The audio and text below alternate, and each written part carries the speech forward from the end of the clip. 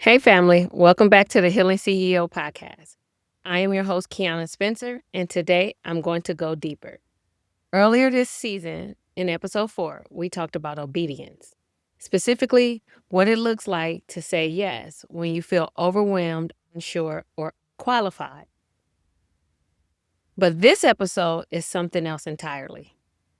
This is about what that yes will cost you. Because obedience doesn't stop at the decision. Obedience stretches you, it empties you, and yes, it also grows you. When I first stepped into this work, into building something rooted in healing and legacy, I didn't fully understand the level of surrender it would require. I thought the hardest part would be starting. But I've learned the hardest part is staying faithful when nothing looks like what you expected.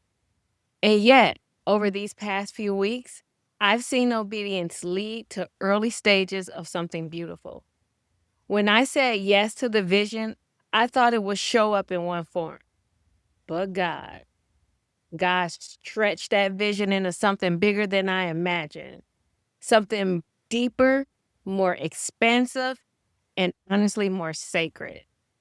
And part of that unfolding became Solace Hill, a new branch of the work I've been called to do through Solace Grove. It's a reminder that sometimes the yes you give today is just the starting point, and obedience has a way of expanding what you thought was possible without needing your permission first. But let me be clear, Solace Hill didn't start with a checklist. It started with a whisper, a moment of clarity, a tug in my spirit that said, this is the next step, even if no one else sees it yet.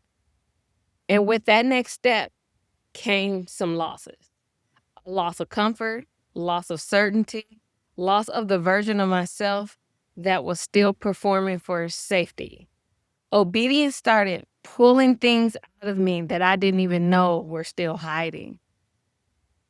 My need for approval, my attachment to timelines, my desire to explain everything to everyone just to feel understood. Sometimes obedience asks you to go quiet so you can hear God more clearly.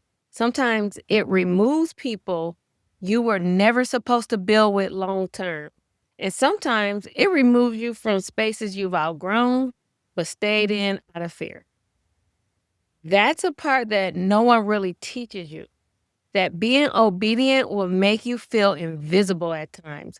Like no one sees what you're building. Like no one really understands how hard it is to hold the vision while the foundation is still wet. But here's what I've learned: obedience doesn't always produce applause, it produces alignment. I'm going to be real with you. I've had to grieve access. Not just access to people or money, but access to the version of the life that felt easier. I had to make peace with moving slower. Not because I wasn't ready, but because I was finally aligned. I had to stop measuring success by how quickly something launched and start measuring it by how deeply rooted it is. So if you're in a season where obedience feels expensive, if you're silently wrestling with the cost of your yes, you're not alone, you're not crazy, and you're not losing, even if it feels like everything around you is shifting. You're being positioned. And just like I didn't fully know that Solace Hill was forming behind the scenes, you don't always get to know what's blooming under the soil, but your obedience is watering something sacred. So let's take a breath right here and go into our leadership pause and ask yourself, what has obedience asked me to let go of lately? And what might God be planting in its place? It's okay to name the grief. It's okay to be tired. It's okay to want clarity and to still choose obedience anyway. Everything you've released will come back, either refined, repurposed, or replaced. If this episode met you in the quiet part of your process, I see you. And I want to encourage you, your eyes is not in vain. Share this with someone who's been obedient in the dark and still choosing to show up. Subscribe wherever you're listening so you never miss what's unfolding.